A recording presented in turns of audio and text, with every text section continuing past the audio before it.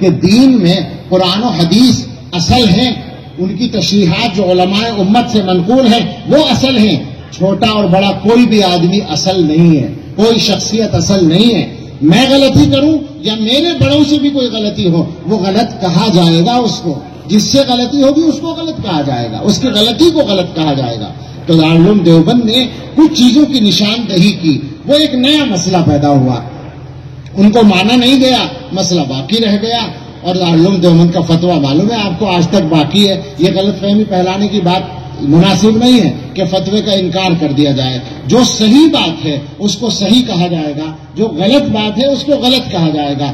دارالعلوم دیوبند کے اندر جماعت کے کام پر اس وقت سے پابندی لگائی گئی، نہ ان کا کام نہ ان کا کام. اس کا فتوے سے تعلق نہیں ہے، اس کا جھگڑے سے تعلق ہے، اس کا انتظامی مسئلے سے تعلق ہے کہ جب دونوں گروپ کام کریں گے طلباء میں تو لڑائی ہونے کا اندیشہ ہوگا. اس انتظامی مصلحت کے تحت اس کو بند کیا گیا. ابھی تک ہے نا اسی طرح سے باقی ہے. اور حضرت محتمیم صاحب نے جب اعلان کیا تھا بند کرنے کا، اسی وقت یہ کہا تھا کہ سوال یہ ہے کہ یہ کب تک بند رہے گا. جواب یہ ہے مصالحت ہونے تک بند رہے گا. کل کو مصالحت کر لیں، کل کو ختم ہو جائے گا ہمارا فیصلہ. تو دو باتیں الگ الگ ہیں. کام وہاں پر دونوں فریق کا بند کیا گیا انتظامی مصلحت سے، لیکن جہاں تک فتوے کی بات ہے، واضح بات ہے کہ وہ فتویٰ اپنی جگہ باقی ہے. اور فتویٰ کسی کی ذات کے خلاف نہیں ہے، کسی سے ذاتی لڑائی نہیں ہے.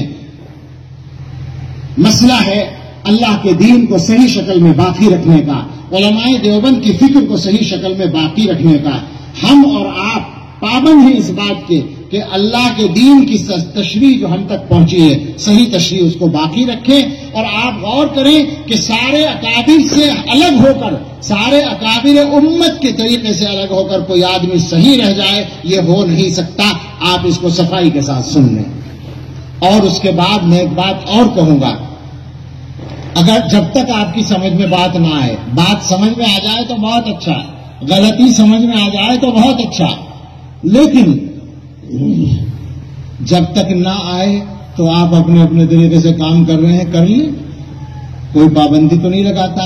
لیکن آپ یہ چاہیں کہ دنیا میں سارا کام آپ ہی کے طریقے پر ہو، یہ آپ کی غلط بات ہوگی. لہذا اس کی وجہ سے اگر مسجدوں میں جھگڑا ہوتا ہے، آپ اگر فلاں اور فلاں سے تعلق رکھنے والی جماعت کو مسجد میں آنے پر لڑائی کرتے ہیں، اس کا مطلب یہ ہے کہ آپ کا جو اصل مقصد تھا وہ آپ کو یاد نہیں رہا.